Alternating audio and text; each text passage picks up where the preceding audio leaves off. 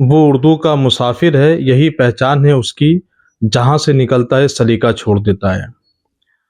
हमने बचपन में सुना था कि जितने बड़े दानिश्वर हैं, उर्दू के राइटर यानी उर्दू के मुसन्निफ़ हैं, जितने भी शोरा हैं, उनसे हमने सुना कि उर्दू जो ज़ुबान है वो अदब की ज़बान है, सलीके वाली, तरीके वाली और मुनज़्ज़म जो है वो ज़ुबान है। जब किसी को अपनी बात पूरी करनी होती है तो वो उर्दू का शेर पढ़कर अपनी बात पूरी करते हैं, उस बात को पूर्ण करते हैं, मुकम्मल करते हैं। हाल ही में हमने देखा कि देश के सबसे बड़े राज्य की विधानसभा के अंदर वहाँ के मुखिया, उन्होंने कहा कि तुम क्या चाहते हो कि हम उर्दू पढ़ाएं, उर्दू पढ़ा के क्या मौलवी और कटमुल्ला बनाएंगे। जब मैं सुन रहा तो मेरे जहन में एक बात ये आई कि यार उर्दू पढ़ने वाला कटमुल्ला होगा तो हिंदी पढ़ने वाला फिर क्या होगा। ये चीज़ मेरे जहन में आई, बहुत सारी बात मेरे जहन में आई और उनके मन की बात जो है वो भी सामने आई। इस वक्त तमाम चीज़ों पर बातचीत करने के लिए मेरे साथ डॉक्टर ज्ञान जिज्ञासु जी हैं, जो आरजेडी के प्रवक्ता है, एजुकेशनिस्ट है, पॉलिटिकल एनालिस्ट है। तो डॉक्टर ज्ञान साहब का बहुत बहुत स्वागत और खैर मकदम करता हूँ मैं। अ, आपने जो बयान सुना योगी जी का विधानसभा के उर्दू को लेकर, किस तरह देखते हैं आप? ये आपके चैनल का तो नाम ही है इत्तेहाद इंडिया। जी, इत्तेहाद इंडिया। तो इत्तेहाद का तो माने ही है कि भाई यूनिटी, एकता, मिल्लत। तो इस देश में जो ज़बान पली बढ़ी, जिसका ओरिजिन ही यहीं का है, और खुसरो से लेकर आज तक जाने कितने लोगों ने इस ज़बान की सेवा की, और यह ज़बान दिन ब दिन मोतबर होती चली गई। और आम लोगों की रोज़मर्रा की ज़िंदगी में जो का दखल है और जिस खूबसूरती से है, कोई भारतीय नहीं होगा जो उर्दू ना बोलता हो। तो उत्तर प्रदेश के मुख्यमंत्री ने जिस लहजे में उर्दू के बारे में जहर उगला है, इससे उर्दू को कोई नुकसान नहीं हुआ है, न उर्दू ना को, बल्कि इससे एक बार फिर से उर्दू के बारे में जितनी खूबसूरत बातें हो सकती थीं इस मुल्क में हुई, और लोगों ने एक सुर से उनका विरोध किया, उनकी ज़हनियत पर एक तरह से तरस खाया। तो यह कोई सियासत करने की बात नहीं है, लेकिन जो लोग सियासत में हैं उनको तो इस बात का ख़ास तौर पर ख्याल रखना चाहिए कि उनकी किसी भी बात से तक़सीम की बू नहीं आए। और उर्दू तो आपने कहा ही कि वो सलीका छोड़ जाता है आदमी अगर उर्दू बोलता है, और लोग उसमें सलीकेमंद होते हैं, तहज़ीब याफ्ता होते हैं। उर्दू के मार्फत जिनकी समाजी सियासी परवरिश हुई है, तो ये किसी को भी अच्छा नहीं लगा उनका इस तरह से बोलना। और मेरे एक उस्ताद मोहतरम हैं प्रमोद भारतीय जी, वो जब मैं ग्रेजुएशन में था, वो संस्कृत से एमए उन्होंने किया किरोड़ीमल कॉलेज से, और उनकी जो पत्नी हैं केतकी भारतीय जी, उन्होंने हिंदू कॉलेज से संस्कृत में एमए किया। ये आपके खगड़िया से हैं, किशनगंज में जाकर बस गए हैं प्रमोद जी, और वो कश्मीरी माइग्रेटेड डोगरा ब्राह्मण फैमिली से ताल्लुक़ रखते हैं। उनके पिताजी ने रामायण को उर्दू में उसका तर्जुमा कर रहे थे। अच्छा। और वो मैन्युस्क्रिप्ट भी अभी होगी। तो प्रमोद जी कहते थे कि संस्कृत मेरी इबादत है, हिंदी मेरी अकीदत है, उर्दू मेरी मोहब्बत है, और अंग्रेज़ी मेरी ज़रूरत है। सही। तो कल परसों जो मातृभाषा दिवस था, दिवस मनाया, तो मैं उन्हीं की इन बातों को थोड़ा विस्तार देते हुए कहूँ कि मैथिली मेरी नुज़हत है, अंगिका मेरी शरारत है, भोजपुरी मेरी चाहत है, बांग्ला मेरी राहत है, पंजाबी मेरी उल्फत है, फारसी मेरी हसरत है। तो भाषाओं का कहीं कोई अंतर विरोध नहीं होता।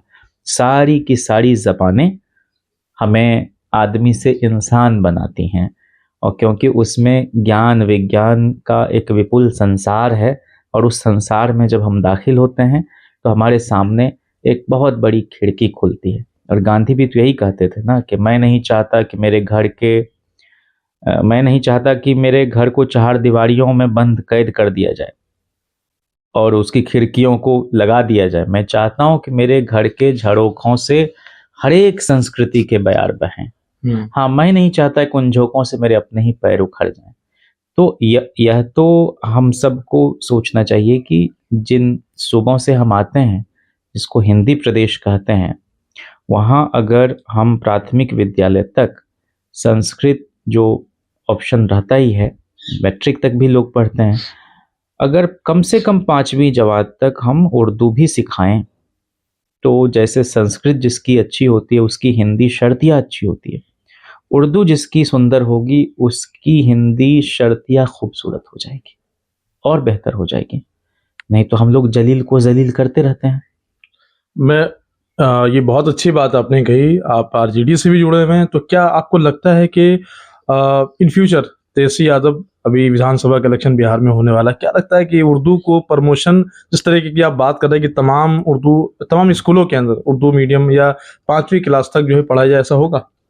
देखिए, इसमें कोई दो मत नहीं है कि जो, देखिए मैं आपको एक चीज थोड़ा बताता हूँ सर, मैंने बहुत सारे ऐसे स्कूल देखे हैं बिहार के अंदर कि आजकल उर्दू मीडियम मतलब एक अलग ही नजरिए से उर्दू का जो प्रमोशन है, चाहे उसमें उर्दू के फरोग वाले एकेडमी क्यों ना हो, वो लोग भी कहने के थोड़ा पीछे रह जाते हैं, या वो अपनी सियासत की वजह से इतना प्रमोशन, मतलब जमीनी लेवल पर प्रमोशन नहीं कर पाते हैं, मुझे ऐसा लगता है। जो भी मुल्क अपनी जबान भूलेगा, और जबान तो तभी तक जिंदा है जब तक उसके बोलने वाले, लिखने वाले, बरतने वाले हैं। तो अगर हम ये माने कि संस्कृत, तमिल, उर्दू, फारसी, अरबिक पढ़ने वाले लोग जो हैं वो पसमानदगी के शिकार हैं, तो ये हमारे अंदर की एहसास कमतरी है। सही बात। और कई बार एहसास कमतरी का जो गुरूर होता है, जो एरोगेंस ऑफ इंफेरियरिटी कॉम्प्लेक्स है, वह भी आदमी को डुबोता है। मैं नहीं समझता कि हिंदी बोलने में, उर्दू बोलने में किसी तरह की झेप, किसी तरह का संकोच मुझे कभी हुआ है, और ऐसा भी नहीं है, क्योंकि हर भाषा अपने बरतने वालों से उसी तरह की अपेक्षा रखती है। आपको उसी तरह से उर्दू साहित्य का इतिहास पढ़ना पड़ेगा, उसी तरह से हिंदी साहित्य का इतिहास पढ़ना पड़ेगा, उसी तरह से हिस्ट्री ऑफ इंग्लिश लिटरेचर पढ़ना पड़ेगा। तो जितनी भाषा साहित्य के अपने तौर तरीके हैं, वो कोई भिन्न नहीं है। तो इसलिए जहाँ तक बिहार में उर्दू की तरक्की के लिए और या उर्दू की प्रोन्नति के लिए, उसके प्रचार प्रसार के लिए, और लोग और ज़्यादा उसकी तरफ आकर्षित हों, और उस भाषा को पढ़ने के बारे में इस तरह की बात ना हो कि क्या हो जाएगा इसको पढ़ने से, तो इस तरह की बातों को तो हम लोग डिस्करेज करते हैं। और दूसरा, चाहे उर्दू शिक्षकों की पर्याप्त संख्या हो, चाहे संस्कृत के शिक्षकों की हो, हम तो चाहते हैं इस देश में सभी ज़बानें जिंदा रहें, और जिंदा रखने का एक तरीका तो ये है कि उसके पठन पाठन के लिए अच्छे शिक्षकों की नियुक्ति हो। और यह बिल्कुल एक तरह का भ्रम है कि अंग्रेजी पढ़ने के बाद ही नौकरी मिलती है, नहीं। तो गोपी चंद नारंग क्या थे, इतने बड़े, और मैं तो कह रहा हूँ कि प्रेमचंद की रचनाएं हिंदी में बाद में उर्दू में पहले छप जाती थी, और मशहूर उर्दू की वजह से हुई। हाँ, और जो बिल्कुल, और जो वो सोजे वतन वगैरह हाँ, जो जब्त किया गया ब्रितानी हुकूमत के द्वारा, सब तो बहुत सारे तमाम उर्दू की वजह से सब कम फेमस। और मुझे लगता है कि अब देखिए ना, आनंद नारायण मुल्ला से लेकर दयाशंकर नसीम, चकबस्त, रघुपति सहाय फिराक, गुलजार देहलवी, पंडित नारायण चकबस्त, गुलजार देहलवी, और उसके बाद ये खुद गुलजार साहब और कृष्ण बिहारी नूर, जाने कितने लोग इस भाषा को बरतने वाले हुए, गोपाल दास नीरज, अदम गोंडवी, तमाम लोग। तो इसका किसी मजहब से कोई लेना देना नहीं रहा है। और प्रधानमंत्री मनमोहन सिंह जी बोलते हिंदी में थे, तो वो तो लिखा हुआ तो रहता था नस्तालिक में, उर्दू जिस स्क्रिप्ट में लिखा जाता है उसमें। तो मैं समझता हूँ कि ये बिल्कुल ही रोशन ख्याल लोग नहीं हैं जो इस तरह की बात करते हैं। और चूंकि पढ़ाई लिखाई, तहजीब व तमद्दुन का कोई छींटा इन पर नहीं पड़ा है जिंदगी में, तो ये इस तरह की बात करते रहेंगे, लेकिन विचलित नहीं होते। यह देश तो हजारों साल में बना है। और मैं भागलपुर में पढ़ता था, तो हिंदी की जो विभागाध्यक्ष थी वो एक मुस्लिम थी। और छोड़िए इन बातों को, रसखान से लेकर मलिक मोहम्मद जायसी, ये तमाम लोग तो हिंदी में लिखते रहे। बिल्कुल। अब्दुल रहीम खान खाना नहीं। तो आप क्या कहेंगे? और कृष्ण के बारे में जितना अब रसखान जिस तरह से लिखे हैं, उसकी कोई मिसाल है क्या? या रहीम ने जो लिखा है? तो ये बहुत फालतू की बातें हैं। और उर्दू तो दूसरी राजकीय भाषा है वहाँ बिहार में। बिल्कुल। तो वसीम साहब का एक शेर है ना कि तेरी नफरतों को प्यार की खुशबू बना देता, मेरे बस में अगर होता तुझे उर्दू सिखा देता। और इतने बड़े राइटर हुए जिनको सब लोग पढ़ते हैं,